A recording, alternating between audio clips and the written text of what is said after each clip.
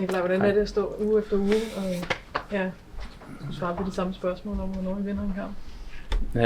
Det er ikke det, jeg håber, I vil spørge om. Selvfølgelig en dårlig følelse. Men jeg håber, at vi kan stå igen næste uge, og så snakker vi om noget andet. Hvad giver dig troen på, at vi snakker om noget i næste uge? Det gør alting, mens vi er her til træning og nede i omklædningsrummet, og måden, som vi er stadig gør tingene på ude på træningsbanen. Og så den kvalitet, som jeg ser. Bliver der gjort nogle ting anderledes på træningsbanen, hvor I bliver ved med at ikke at vinde, eller er det egentlig bare de samme ting, I repeterer for at komme ind i en rytme? En blanding, tænker jeg. Det er klart, at der er nogle ting, som vi prøver at gøre anderledes, som vi godt kan se, at vi ikke er gode nok til, men der er også nogle ting, som vi alle sammen skal blive ved med at gøre. Nogle ting, som har virket før, så en blanding.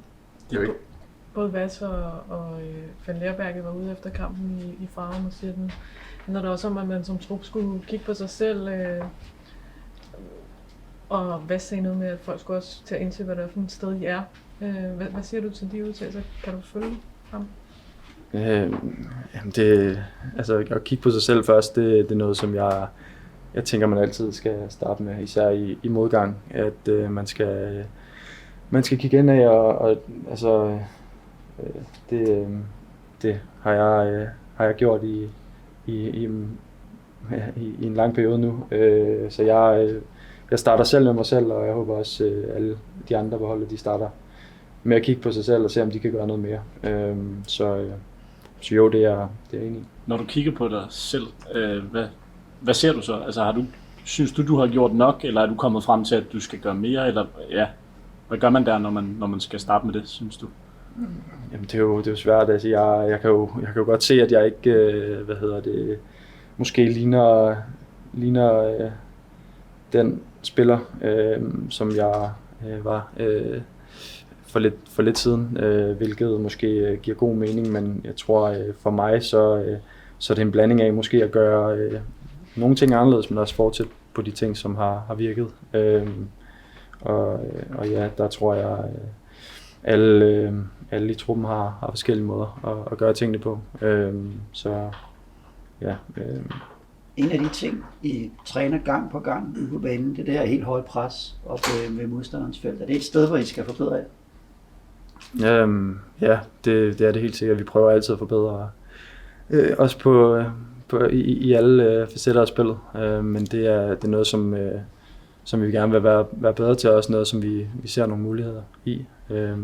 Det var der også i søndags, så det er der igen på søndag. Hvor meget handler det om, altså både for dig, men også for andre, det der med at skabe nye relationer, når der er kommet så mange nye relationer på banen? Jamen, det er jo vigtigt, og det er noget, som vi snakker om, og vi har møder, og vi snakker sammen internt om, hvor vi gerne vil have hinanden løber hen. Og der synes jeg, der er en god dialog, og noget, som jeg også synes bliver bedre. Så jeg håber snart, vi kan vise jer det også. Du har prøvet dem, der har været her i længst tid. Hvad er det for en periode, det her, også hvis du sammenligner med, du har prøvet at være i svære perioder af Brøndby før. Hvad er det her for en periode sammenlignet med, hvad du tidligere har prøvet? Den er længere modgang, og jamen det er jo svært måske, når man er i det, at se det udefra, men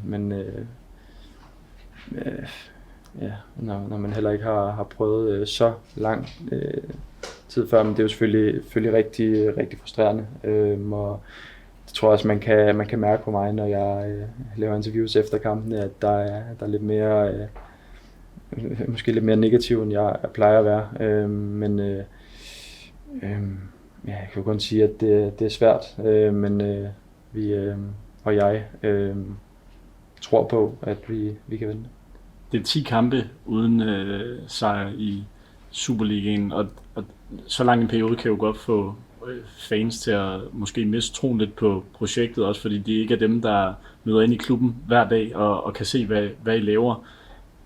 Hvordan er det hvordan er din tro på det projekt, der er også med det trænerteam, der er lige nu? Jamen det tror jeg 100% på, og de har min fulde,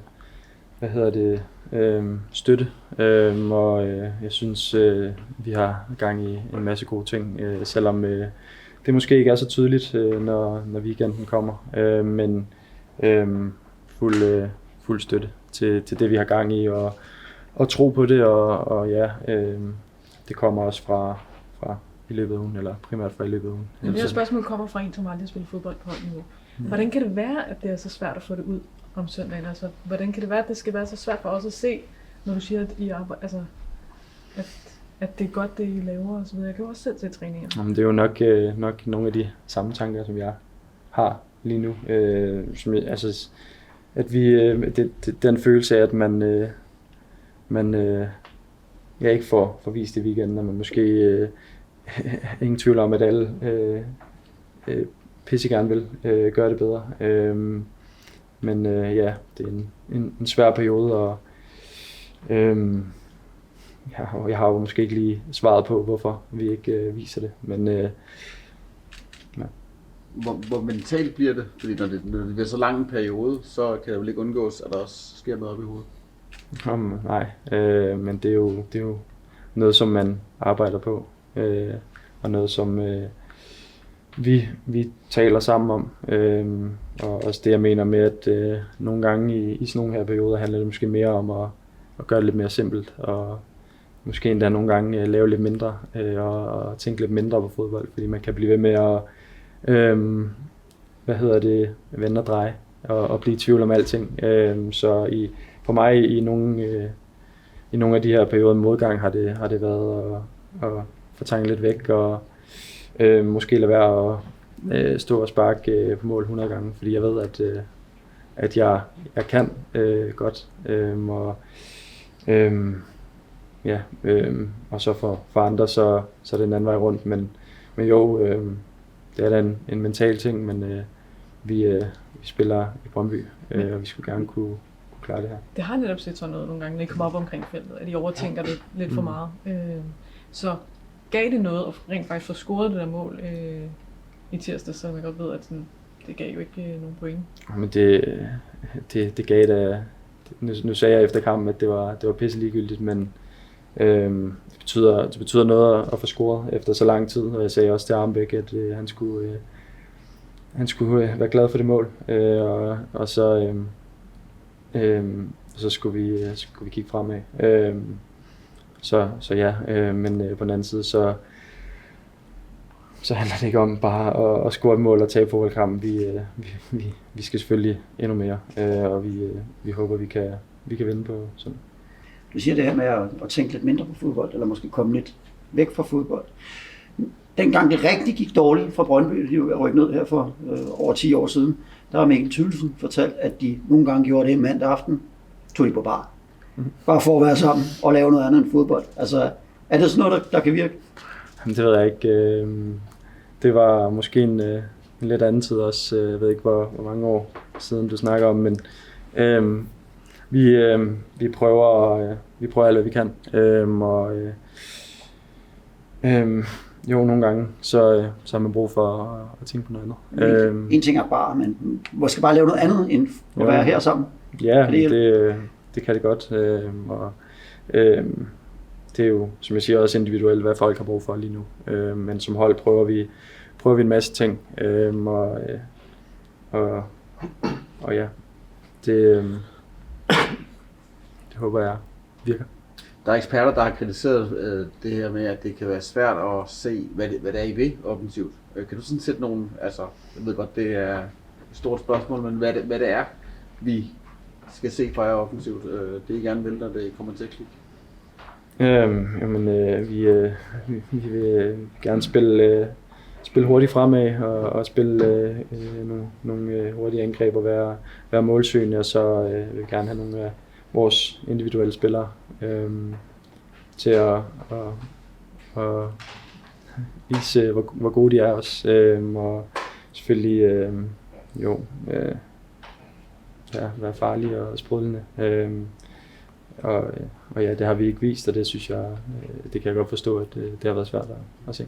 Så når I gerne vil op og score mål, altså er det sådan at få bolden ud på siderne, vil I gerne spille op igennem midten, er det lidt en blanding? Eller? Det er lidt en blanding. Okay. Nu skal jeg heller ikke stå og... Afsløre helt gameplanen. Nej, men det er jo en blanding. Altså, det er jo også afhængig af, hvilket hold vi spiller mod, og hvor de giver pladsen. Men jeg synes, når jeg kigger på vores hold, så ser jeg muligheder. Både bredt og op igennem midten. Og også måden, som vi skabte nogle af chancerne på mod Nordsjælland. Så det vil vi gerne vise endnu mere af. Stein Spjering er ude at sige, at han ikke føler, at Frederik Birk var klar til at tage skridtet fra assistenttræner til cheftræner. Er det en betragtning, du er enig i? Jeg kan ikke kommentere på min gamle træner. Jeg håber, han har det godt. Tak.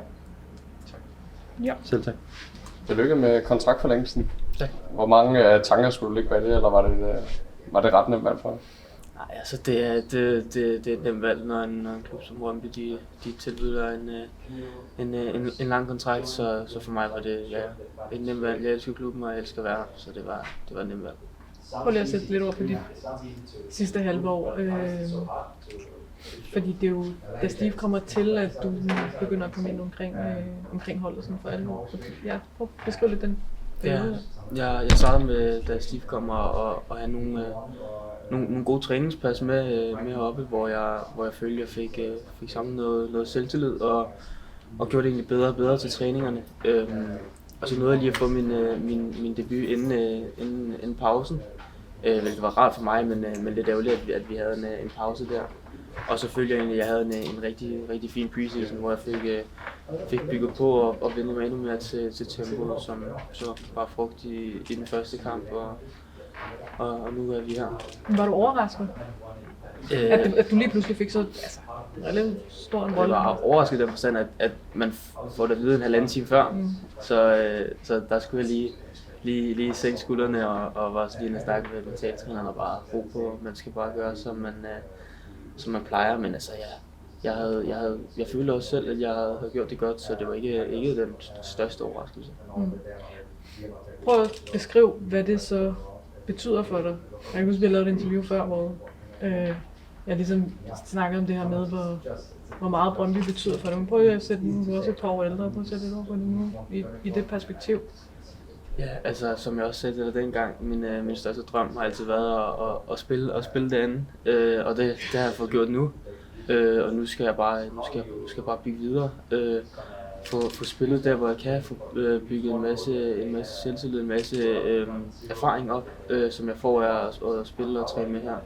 Så det skal jeg bare bygge på. Hvad betyder den her kontrakt for dig? Det er vel den første rigtige kontrakt. Indtil videre har det været ungdomskontrakter, men det er jo sådan et blåstempel af, at man måske for alvor er seniorspiller nu og har fået en ordentlig kontrakt. Hvad betyder det for dig? Jamen altså, det er jo ligesom, da jeg var mindre i skolen, der var jeg en drøm om at blive professionel fodboldspiller. Og jeg føler, at jeg har været i hvert fald god fodboldspiller indtil videre, men nu er jeg ligesom en professionel fodboldspiller med en professionel kontrakt, så det var helt klart en milepæl for mig. Og viser også rigtig meget fra klubbens side af, at de tror på mig og giver mig en lang kontrakt, så det er jeg utrolig glad for. Hvilke planer ligger der også for kontrakten? Jeg forestiller mig, at I også har drøftet sådan, hvad det næste så er for dig, og hvad der er for en plan for fremtiden, både for dig, men også for Brøndby og dig. Jamen planen er, at jeg skal blive ved med at få den erfaring, jeg får til træningerne, og så skal jeg få så mange kampminutter som muligt. Nu er der ikke lige så mange Future Cup kampe, så det kan også være, at jeg skal ned og spille en halvleg på U19, og det har jeg heller intet imod. Jeg vil bare spille, og det er det, jeg elsker. Så for mig handler det bare om at holde kampminutterne ved lige, så også kæmpe mig så tæt på førsteholdet som muligt. Hvad har du navn på nede i omklædningsrummet? Det har jeg. Det har jeg. Ja, så nu er ligesom en fast del af truppen og få lov til at sidde sammen med de alle sammen derinde. Før havde vi sådan et lille rum ved siden af, som også er et godt sted, men nu må ligesom helt ind i varmen. Hvem sidder du så ved siden af? Jeg sidder ved siden af, jeg har Sonne til højre for mig og Bundgaard til venstre for mig. Det er meget hyggeligt. Ja, det er et godt hjerne, vi har lavet der. Der er sikkert mange trænere, der har betydet noget for dig i den rejse, altså sikkert mange ungdomstrænere, men nu er det jo Steve Cooper, der sådan for alvor har givet dig chancen på førsteholdet i Brøndby. Hvad har han betydet for dig? Steve Cooper har betydet meget for en del unge her i Brøndby allerede. Han har vist, at det ikke kun er ord, det her med, at han tror på de unge. Han viser det også med spilletid på banen, så jeg føler virkelig, at han har bevist noget der, og man har nogle gode samtaler med ham, hvor han siger, hvad han mener, og hvad man kan gøre bedre, så jeg føler, at han har været god for os unge. Hvad er det for nogle ting, du skal arbejde på så, hvis vi skal tale om det? Jamen, jeg skal arbejde på at blive en seniorspiller. Jeg skal spille hurtigt, når det kommer til det. Jeg skal selvfølgelig bygge på i gym, som vi også gør masser af dernede. Så det er ligesom bare det hele der med at tænke og spille hurtigt og vende sig til seniorspillet.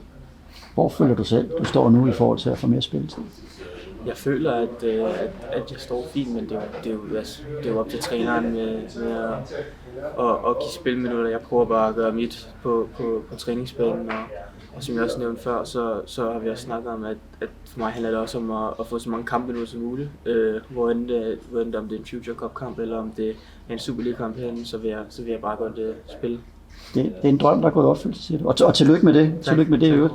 Men er der så nye drømme? Er der landshold eller udland, eller et eller andet den stil? Ja, det er klart, at en stor drøm selvfølgelig er at komme på landsholdet en dag, men jeg tager det en dag ad gangen, og lige nu er drømmen at blive en fast del af det her Brøndby-hold, og være en betydningsfuld spiller på det her hold, som kan gå ind og gøre en forskel, som ikke bare har de her indhop, men er en vigtig og etableret del af holdet.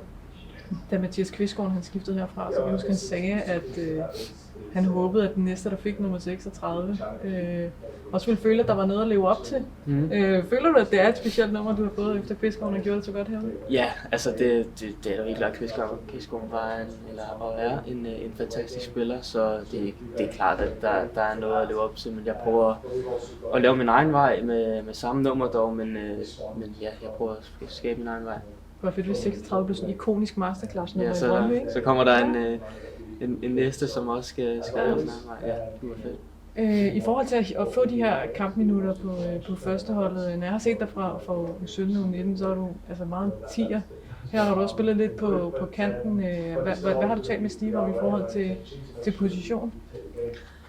Altså, jeg er bedst inde i midten på tieren, men det er klart lige nu som vores position, så der er kun én tier. Der er 2 kanter, så det er klart, der er mere plads på kanterne for tiden. Og jeg vil bare godt spille, om det er højre bakke, eller om det er du tager gerne højre angriber. Det ved jeg så ikke lige, om jeg vil være god til, men ja, jeg vil bare godt spille, og jeg har det helt fint med at spille kan lige nu. Det kan også gøre noget for mit spil og bygge på den måde, så det er helt fint. Er der nogen fra truppen, du lærer mere af end andre, også i forhold til den position, du spiller, eller de positioner, du kan spille? Ja, altså det er klart, nogle af de ældre spil har jeg lært meget fra, men også unge spil, Jakob Ambæk har jo fulgt med, han har været et par skridt foran mig, og været heroppe lige før mig, så jeg har snakket meget med ham om, hvordan alting er heroppe, fordi at han lige har været igennem den situation, som jeg står i. Så det er han er en af mine rigtig gode venner, så det er nemt at snakke med ham om tingene, så det føler jeg også, han er god til. Tak for det. Tusind tak. Ja, det er her. Same hairdresser? Same hairdresser? No, not yet. I need maybe I have to ask him where he's going. Matt, try and put some words in the situation that you're in right now here in Brøndby. Difficult situation, I would say. Yeah, I can tell from my past. I've been there before, so even more critical, I would say. So yeah, I know a little bit the feeling. It's not nice, but I also know that if you keep going, if you learn out of it, that you can turn it around. Where have you experienced something like that? My first club in the Netherlands. It was a long run without winning. Yeah, and then at one point it came back. it's just yeah, one win can turn a lot of things around. But yeah, for this you have to do a lot, of course, and yeah, this we have to show. Is this something that you are telling the guys in the squad that about your experience with that long period before in your career and yeah, how to turn it around? Nah, I think of course we talk a lot in the dressing room. We have a lot of different kind of personalities. Of course, everyone experienced something else. Of course, good things, difficult periods, and then we speak about what it needs to turn us around to get out of it. But it's always come to the same conclusion that we have to stick together as a team, as a club, and focus on ourselves. Can you put some words on what is so difficult right now? Yeah, I think it's not. I think you guys see it also from the outside, because I can just say we train every day, we train hard. Training is good. Everyone wants. We speak about it. Everyone is there, of course, to win because everyone knows what kind of club this is. But yeah, sometimes it's just like that you don't get it really on the field. That you can't show it what you really want. And I think this is a little bit the situation we are in at the moment. We have our plan, we have our strategy, how we want to go into the game. Yeah, and then it's not working out, and then we have to look ourselves in the mirror as a team, or what's going on, and we speak about it every day. What needs to be better, and it's on us to bring it on the field again. How are you? Because I heard that you've been kind of a leader in the team since you actually got here. So how are you trying to take responsibility for the situation? Is it on the training pitch or like verbally in the dressing room? Or? Nah, I think like you said, it's everywhere. First of all, it's a little bit, of course, it's everyone's responsibility to turn this around, who's on the pitch or not on the pitch. Like I said, we have to make clear that we stick as a team together in this difficult situation, because there will come one point where this turning around, because we know the size of the club. I know, and I think you guys also know the quality of the players. Yeah, and it's on us to bring it on the field, and then of course I put myself in it to show. First of all, what you get for free is like you can show, you can give everything, you can fight. This is what everyone wants to see. That you get this on the field and get the others with you, because it's in everyone. So, yeah. Jody said after the game on Tuesday that he was a little bit surprised that the fans were still so positive and supportive. What do you think about the fans and their reaction to you compared to how it was in the Netherlands? Yeah, I think this shows what the club stands for. In good and in bad times, and they are always there. They always got our back. We feel that we know it. Of course, I can tell you we want to give them something back, and we have to. So, what means surprise? Of course, they are not happy. We are not happy. But what we know, that we can always count on them. And yeah, this shows a lot. And now it's also on us to give something back. So what do you need from the fans on Sunday? What we need, what they always do, like especially now here at home, away as well. But we play at home now. If I talk about the game on Sunday, like always, that's always brilliant, always amazing, always supporting us.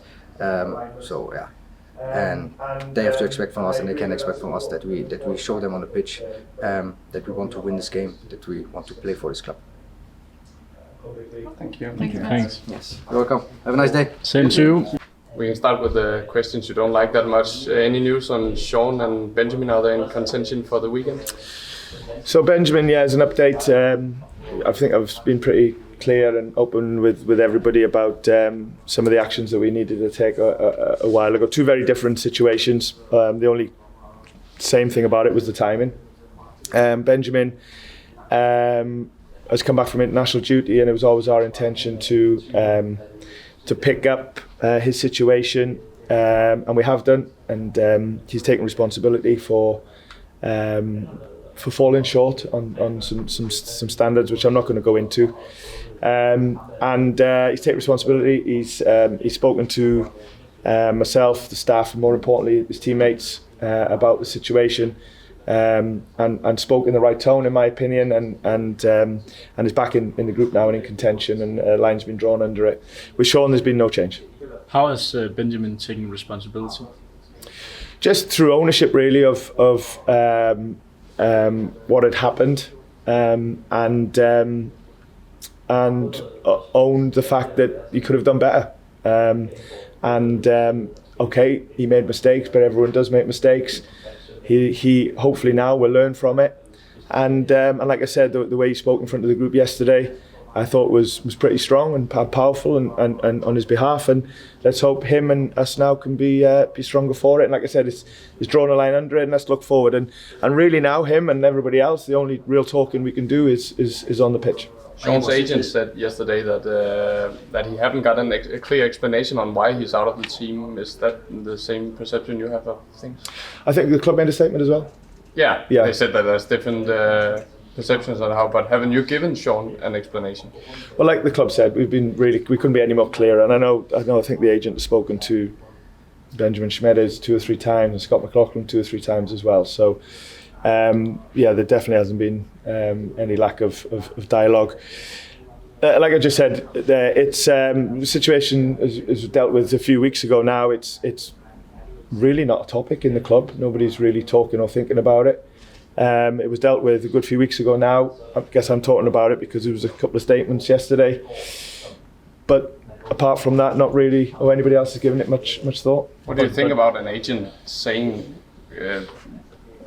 these things that he said? I haven't really given it much thought. Really, I haven't really got an opinion. It's probably more for the club to have an opinion on than myself. But it seems that the player don't really know what to do, and he don't want everybody to have a picture of an unfair situation for him. So what does he need to do? Well, I've not gone into for protection of everybody, really, including the players. I've not gone into detail of why we're in the position that we're in, and I'm not going to now. But I'll just repeat what I've said before. Any time that we see anything from anybody that falls short of standards and culture, that what this club stands for, then we have to be seen to dealing with it, because if we don't, then it's not okay. So we dealt with it. Like I said, it was a good few weeks ago now. As I said at the time, it's never a good thing, these things, but it was the right thing to do. We've dealt with it, and we've not really discussed it much since, and it's just not a topic at the club. Do you see any progress in Sean's situation? Is he getting closer to the scene? Not at the moment, no. The situation on the pitch right now, can you put some words on why are you struggling that much in the offensive part of the game? Yeah, I mean, like I said after the Nordsjælland game, it's extremely frustrating. We are not getting results in different ways. So for example, we were in a position against Nordsjælland that we've not been in for a while, where we scored and we had a lead to protect, and our sort of strategy of protection of the game was just to keep going and try and get another goal. It wasn't to be negative, it wasn't to drop off, but we looked like a different team in the second half in terms of our certainly our retention of the ball and our duels, which was really disappointing, because we should never be short of duels. So it feels like if we do one thing better in a game, we do something else a little bit worse, and that's really linking to our inconsistency of performance and results. So it's frustrating, but we're just really in a position now where talking's enough, and it's just action. It's just really standing up for the situation that we're in, really fighting. I think I know Daniel talked quite passionately after the last game, and I'm with him. We've all got to really stand up for this proud club and do not just the best job, but give everything to do the best job and fight for it. And like I said, that's only in our actions. It's 10 games without a victory in the Super League, and I know.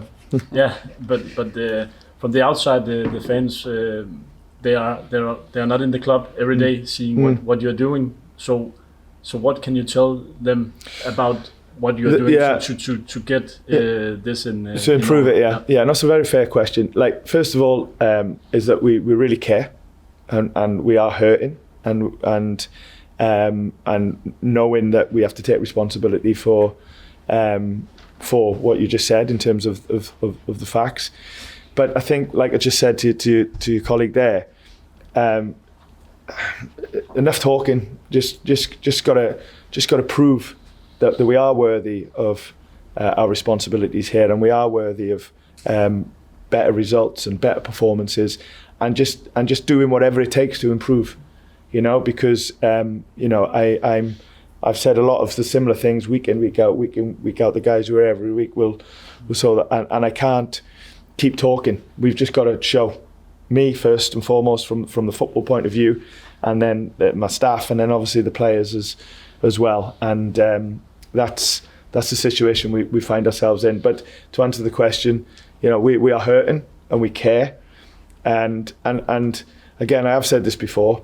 In these situations, you normally see a group of players and staff that are maybe not together. We are, we are together, and hopefully together we can improve things. And regarding you, before the winter break, you said that there needed some changes, and I think many people think that there were a lot of changes through especially the transfer window, but also some structural things we've heard about.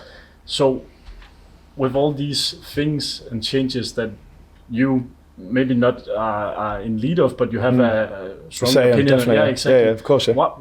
Why are things getting better with? Well, it's where we end up.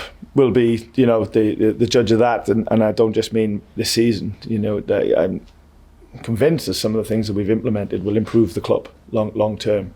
Absolutely convinced in terms of facilities, in terms of infrastructure, of fitness programs, and some analysis and some stuff that we've put in place through performance. It's I'm convinced that will serve the club better long term.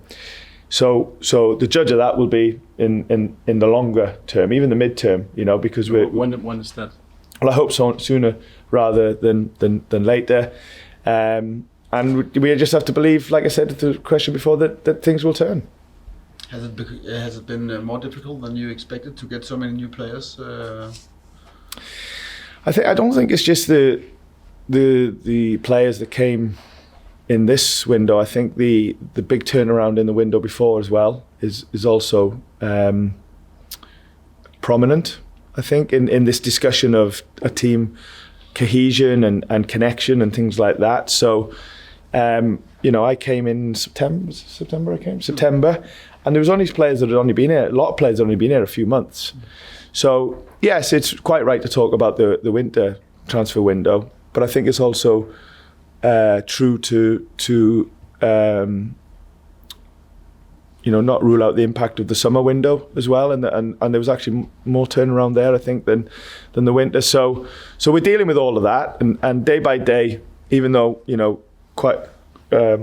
Performances and results haven't looked there. I do believe the relationships are getting stronger off the pitch. I do believe that people the group is growing together, and over the course of time, I hope that can help with better cohesion on the pitch. I understand that you say that it has to be long term in order to see the changes making affection. But. Some of the signings that you made were very short term. So why? Such as Ben Godfrey. Yeah. Well, I think, like I said, I'll only repeat what I said in the transfer window. We did want to bring in centre backs, but we weren't able to bring in permanent signings. So then the next thing is obviously to do loan, and Ben was one of them. So. Loan players can help, of course, but it's what it is, a loan. It's not a long-term thing. Plan A was to have a long-term solution, but we weren't able to do that as a club. So we went for, in terms of strategy, a plan B with a loan, and Ben has come in and obviously is performing really well, and has settled in really well as well, and has showed brilliant leadership and has become a real focal point in the dressing room, which I think is credit to him. But like I said, if you'd heard what I said in the transfer window, it was always plan A to bring in a permanent player, because that's always what you want to do, is bring in a permanent player that you can work with and develop and allow them to be here over a number of years and show their true worth. But we just weren't able to do it in that position. So you didn't get exactly what you wanted in the window? It wasn't exactly what I wanted. It's what the club wanted. You know, no, we didn't. Because I don't think I've ever had a transfer window where I have. So that's not something that's a normal. And that was it. Yeah, there was the transfer window. We did some things that we wanted to do, and there was some things that didn't quite go the club's way. But that's the life of a transfer window, I guess. Do you understand that people from the outside are starting to question whether the direction you're headed in with you in the front are the right one for Brøndby? Yeah, because that's the life of a coach. You're always determined by results and performances, and I can live with that. When we were winning games, and I've won loads of games over my career and things like that, I've never got too carried away with excessive hype and predictions and things like that. And I don't get too carried away with negativity either. I am frustrated because we should be doing better. But I also know the reality of where the club is at and what we need to do, not just now, but I said from day one, I came here to build something sustainable or help build something sustainable. And if some of it's going to take a little bit longer than what we would hope, then okay, not ideal, but that's how it is. But I will commit to building that, and that's exactly what we're going through. You've been through similar periods before. Is there any difference being through this in Denmark? No, it's always. I'm a winner, and although it doesn't look like that at the moment in terms of what the team is doing, anything but winning hurts, and but also motivates me as well, and it never gets easier losing, but you do get used to knowing how to deal with it as time goes on, and I just make sure as a head coach and as a leader, especially with the team and the dressing room, that I need to be the strongest guy in there, and I am. So and you need to keep pushing the players or believing in them and whatever they feel that they need. You need to do it better than ever after losses, and that's what we're trying to do. In this world, stats are always flowing around after the games. After the Nordsjælland game, the stat came up that you have the lowest point if you look after your games in order. No, you live. Yeah. But does it affect you that you have this right now, or is it just No, because it's not just me. It's from top to bottom. Like it's an ownership thing. It's a sporting director thing. It's a head coach thing. It's a player thing. So I take it personally when we lose games and we don't play well, because that's what we're here to do. But I also know that to be a really successful club, it's never down to one person. It's down to, like Jonas was asking me earlier, it's down to direction, it's down to alignment, it's down to bigger picture stuff, it's down to consistency of ways of working, and that's what successful clubs or organisations, but in our world, football clubs do. Viggo was here earlier, just signed a 5-year contract. It's good, I watched him a lot in under 17 and 19, and he wasn't really close to the team until you came in. What did you see in Viggo? A talent, a great view of the game. He's a humble but determined guy. He plays with a lot of risk. He plays with a lot of creativity. I believe in him, and I believe he'll be a really good player for Brøndby. I think he's had some acceleration in terms of game time and exposure to senior team, which I'm always happy to do. I think there's one or two not far behind him as well that we'll see soon, hopefully. And I see a really good future and potential for him. I think it's great that he's committed to the club. I think it's really important. And hopefully he will feature again on more than one occasion before the end of the season. So we have to manage his programme carefully. I think if he's not playing for us, then we need to make sure he gets game time elsewhere, whether it be with the national team, whether it be with the under-19s, because playing games for youngsters is the most important thing.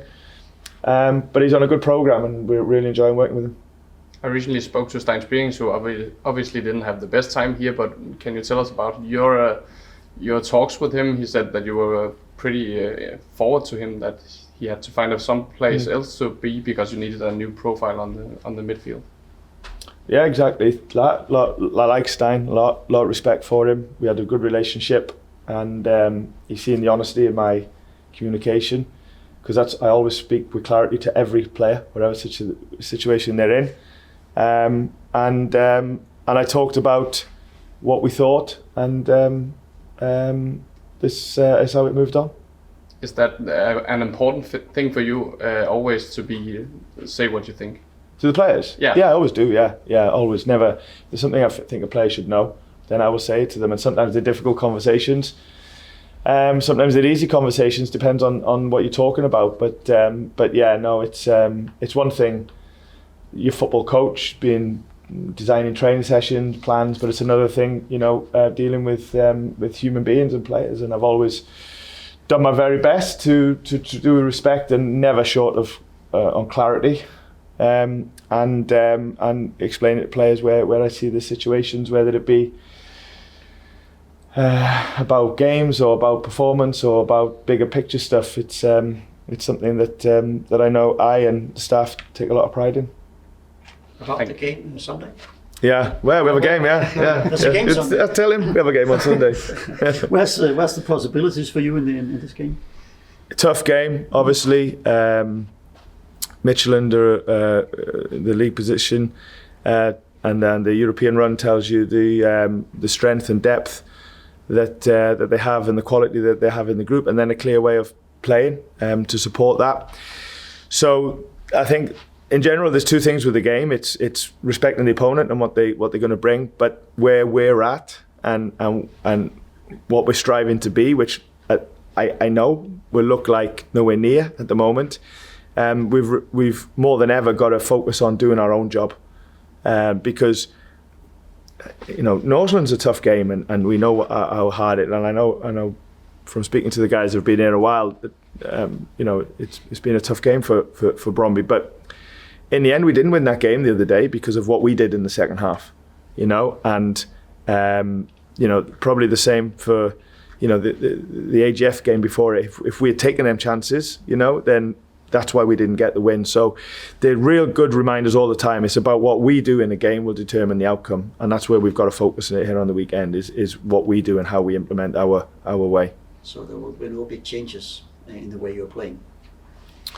There's always adaptations, and there's always certain areas hot spots on the pitch that you want to strive to be. But to answer the question is no, I don't envisage. Our intentions are not to be. Our intentions are always the same. Have we lived up to them intentions? Absolutely not. But we've got to continue to try and head towards there. In a period like this, as a leader, do you think it's important to do like you always do, or to change things? Do you understand what I mean? Yeah, no, I don't think the ego should be that you're not open to change. But you have to get a balance. Not necessarily on the pitch, but also just. Yeah, no, everything. No, absolutely everything. But I think that you've always got to be open to adapt and to think, okay, well, maybe that part of the way of working isn't quite it isn't quite going right. So maybe we can change it. I think so. I don't think the ego should be that this is the only way of doing it and we never change. But I also don't think changing for changing's sake or changing every week or to one thing with another works either. I think it's always a balancing act, and of course when you don't play well and your results are not good, you question everything. You question everything, and so do I. And you look at everything, you analyse everything, but in the end you've got to try and fundamentally stick to your beliefs and know what's brought success before, and hope that can be the case going forward. So to answer the question, I think it's a balance between sticking to what you believe in, but also recognising that some things need to be adapted from time to time as well. You tried in the beginning of the spring season. You tried a lot of players and a bit of new formation as well. To me, it seems like that you'll find more your maybe favorite starting 11 or your way of doing things. At least you're not changing as much as you were earlier. Is that correct? I think so. Yeah, I think so. And I think it goes. Probably a similar question to Nana. Really, I know she was more on and off the pitch as much as on it. But I think if we keep changing too much, I don't think that's going to be helping either. I think we've got to try and put sort of round pegs in round holes at times and believe in the players and back them to do a good job and hope that they can believe in themselves as well to get the or the maximum out of their ability. Thank you, Steve. All right, guys, safe journey.